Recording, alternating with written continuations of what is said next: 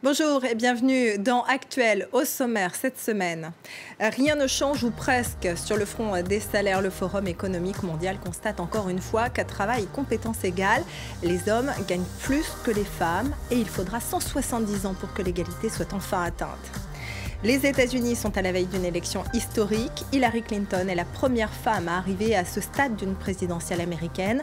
La campagne a été largement marquée par les questions de femmes, entre remarques sexistes de Donald Trump et le rôle des électrices. On en parlera avec notre invitée, Amy Green. Et puis on fera également un tour au Liban où la pièce La Cage a séduit la critique. Les actrices y incarnent 5 femmes d'âge, d'origine et de conditions différentes qui racontent leur intimité sexuelle et sentimentale façon monologue du vagin. Le dernier rapport du Forum économique mondial vient de paraître et le constat est toujours le même. L'égalité salariale n'est pas encore atteinte entre hommes et femmes. Il faudra attendre 2186 pour que les femmes gagnent autant que leurs homologues masculins. Et même dans les pays modèles comme l'Islande où l'écart entre les salaires est le plus réduit au monde, il y a encore du travail. Ces différences, en plus d'être injustes, pénalisent la croissance. Les explications de nos confrères de France 2. Elle ne plaisante pas avec l'égalité salariale.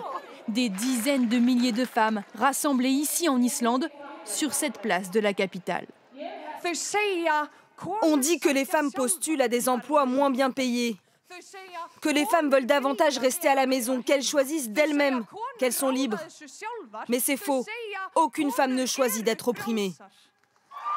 Elles ont fait un calcul. Avec les différences de salaire, c'est comme si à partir de 14h38, elles travaillaient pour rien. C'est donc l'heure qu'elles ont choisie pour leur grève. C'est quelque chose qui me tient à cœur depuis que je suis petite. Je ne vaux pas 20% de moins qu'un homme. En Islande, une femme est payée 18% de moins qu'un homme et c'est le meilleur élève au monde en matière d'égalité. La France, elle est 17e. Bonne élève en matière d'éducation et d'accès à la santé, mais loin du compte en politique. À l'Assemblée nationale, 577 députés, 150 femmes. On est loin de la parité. Pour les salaires, c'est encore pire. La France est dans les 10 derniers du classement. Pourtant, certaines entreprises tentent d'y remédier. Cet assureur a créé une enveloppe de 7 millions d'euros. Chaque année, on regarde très précisément quel est l'écart de salaire entre les hommes et les femmes sur un même métier, avec une même ancienneté, avec le même niveau de responsabilité. Et lorsqu'il y a un problème qui se pose, eh bien, on essaye d'apporter une solution en termes de salaire. De petits progrès. Mais à ce rythme, l'égalité homme-femme en entreprise ne sera atteinte qu'en 2186, dans 170 ans. D'après les spécialistes, dans le monde, le fossé se creuse à nouveau depuis 2013. Plus que quelques jours avant l'élection présidentielle américaine, une élection où pour la première fois dans l'histoire des États-Unis, une femme, Hillary Clinton, a de réelles chances d'être élue. Mais la campagne a aussi été marquée par les outrances de son adversaire, le candidat républicain Donald Trump. Ses réflexions sexistes notamment et son attitude envers les femmes ont joué contre lui. Une élection où les femmes ont donc été au premier rang. Pour en parler, j'accueille Amy Green. Bonjour. Bonjour. Vous êtes enseignante et chercheuse à Sciences Po, spécialiste de la politique américaine. L'un des derniers scandales concernant Trump, c'est celui de cet enregistrement où on l'entend tenir des propos extrêmement crus et agressifs envers et sur les femmes. Il s'y vante notamment de les embrasser sans leur demander leur consentement, etc. Et ces révélations, on a l'impression qu'elles ont eu plus d'effet que tous les autres scandales et toutes les autres remarques sexistes ou racistes qui ont eu lieu avant. Comment ça s'explique ? Je pense qu'il y a 2 explications principales. La première étant le fait qu'il se vante d'une agression sexuelle envers les femmes. Donc, le fait que ces propos sont tenus et qui vont au-delà d'un jugement simple de la beauté ou la non-beauté d'une femme dans ses yeux. En fait, il parle d'une agression, de quelque chose qui relève de la faute. D'autant plus qu'il le fait en confiance. Donc ça, c'est la deuxième explication. C'est parce que ces propos scandaleux qu'il a pu tenir vis-à-vis des Mexicains, vis-à-vis des musulmans avant, c'était des prises de position publiques, politiques, dans le cadre d'une campagne présidentielle. Alors là, il s'est confié à quelqu'un quand il se croyait en parfaitement confiance et dans un espace intime. Ce qui fait qu'il est très clair d'associer son visage avec ses remarques, sa voix avec ses remarques, tout en sachant qu'il se croyait se relever à un ami. C'est-à-dire que là, par rapport à l'homme politique. Là, c'est l'homme réel qu'il est dans la vie privée. D'accord. Absolument. Alors, on est aussi également dans une élection où les femmes ont joué un rôle très important. Forcément, Hillary Clinton est candidate des démocrates, mais il y a également eu d'autres élections les années précédentes, 2012, 2008, où elles ont déjà commencé à prendre de l'ampleur dans l'espace politique. Est-ce que ça veut dire qu'on est arrivé à une certaine maturation? Comment ça s'explique?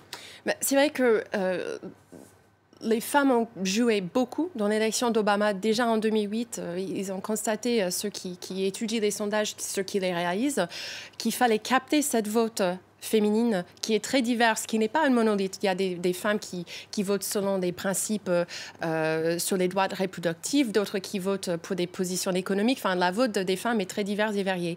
Et donc, ils ont réalisé qu'il y avait effectivement la nécessité de capter plus que la moitié de la population américaine pour pouvoir remporter la victoire. Et encore cette élection, je pense que c'est encore plus prononcé, d'autant plus que, puisque Hillary Clinton, c'est une femme, mais c'est aussi parce qu'elle joue à fond la carte féminine. Avant, elle avait plutôt mis ça d'un côté pour nier ou pour éclipser le côté historique de sa candidature en 2008 aux primaires, ce qui faisait que la place historique a été réservée quelque part par Obama. Ensuite, pendant cette élection-là, elle a décidé d'assumer le fait que c'est une femme, que son élection serait historique et qu'il ne fallait pas nier ça. Il fallait essayer de rassembler un maximum de femmes autour de ce mouvement dans l'histoire de la politique des États-Unis. C'est vrai qu'elle a multiplié d'ailleurs les déclarations sur le sujet. Et puis on a vu l'émergence justement de groupes pour Hillary. Par exemple, les républicaines pour Hillary, ça c'est quasiment une première. On a des républicaines qui tournent le dos à leur parti pour se prononcer envers une femme, pour une femme. Oui, ce qui est important à retenir, c'est que ces républicains-là qui dénoncent justement Donald Trump, le candidat donc, de leur parti, ils ne vont pas tous vers Hillary pour aller contre Trump. Il faut aussi savoir qu'en allant vers Hillary et en se tournant le dos à Trump, c'est aussi de vouloir quelque chose, c'est d'assumer quelque chose, c'est de dire oui, effectivement, je refuse la politique que propose Donald Trump, mais ça veut dire aussi que j'affirme ce que propose Hillary Clinton vis-à-vis de l'ouverture, vis-à-vis du respect pour les femmes et pour les autres aussi. Donald Trump démontre un non-respect colossal vis-à-vis de toutes sortes de personnes, pas seulement des femmes. Donc, effectivement, pour nier en fait, la candidature de Donald Trump, c'est également d'embrasser quelque chose d'autre, c'est d'accepter une certaine vision des choses, et c'est celle de Hillary Clinton. On a une étude qui est sortie il y a quelques jours récemment. Si les hommes seuls votaient, Donald Trump serait élu. Si les femmes seules votaient, Hillary Clinton serait élue. Oui. Est-ce que ça veut dire qu'aux États-Unis, on vote encore selon le genre du candidat ? Pas totalement. Il faut aussi décrypter en détail quelles étaient les personnes incluses dans ces graphiques, parce que je les avais vus. La question, c'est est-ce que c'est parmi ceux qui sont déjà inscrits et donc déjà très affiliés? Ceux qui sont déjà inscrits sont forcément ceux qui ont déjà en tête une idée de la personne pour laquelle ils vont voter.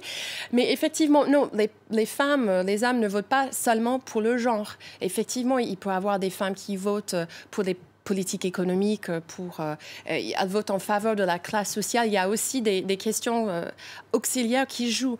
Est-ce que c'est une question de racine ethnique, de prise de position sur effectivement les droits reproductifs, etc. Donc, nous, on ne peut pas dire aujourd'hui que le pays est divisé entre hommes et femmes, mais c'est vrai que dans cette élection-là, on voit émerger les questions de misogynie qui sont très profondément ancrées dans la société américaine et justement que Hillary Clinton essaie de briser avec sa campagne. C'est un sujet très vaste. En tout cas, merci beaucoup, Amy Green, d'avoir pris le temps de répondre à ces questions. On y reviendra bien sûr dans les jours à venir. Elle est devenue très officiellement la personne en charge de promouvoir les droits des femmes à l'ONU. La personne, ou plutôt le personnage, c'est Wonder Woman, une héroïne de bande dessinée qui a été choisie pour, je cite, son engagement en faveur de la justice, la paix et l'égalité, les valeurs qu'elle incarne. Mais le choix d'une pin-up aux mensurations improbables agace. Beaucoup se demandent comment les Nations Unies n'ont pas choisi une vraie femme. 350 employés de l'ONU ont même signé une pétition pour que le projet soit retiré. Et puis, sexualité, amour et tabou, les pièces de théâtre libanaises La Cage lèvent le voile sur ce que les sociétés orientales taisent. 5 personnages de femmes très différentes disent tout haut ce qu'on leur impose de garder pour elles. Une œuvre féministe et humoristique couronnée de succès. Dans ce cabinet de gynécologie, 5 destins s'entrecroisent. Il y a Lama, la vieille fille, Zaina qui porte le niqab, Abir, la femme obèse, Yara, la jeune fille lesbienne, et Hiba, la prostituée. Toutes en blouse d'hôpital, jambes en l'air, pieds dans les étriers, elles vident leur sac à l'abri du regard des hommes.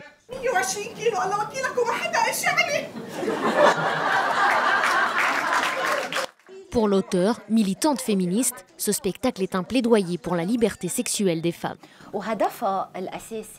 Le but de la pièce, c'est de dire tout ce qu'on a peur de dire d'habitude, ou ce que les gens nous empêchent de dire. C'est aussi un moyen de résister par les mots, les actions. C'est notre droit d'exister, notre droit à la dignité.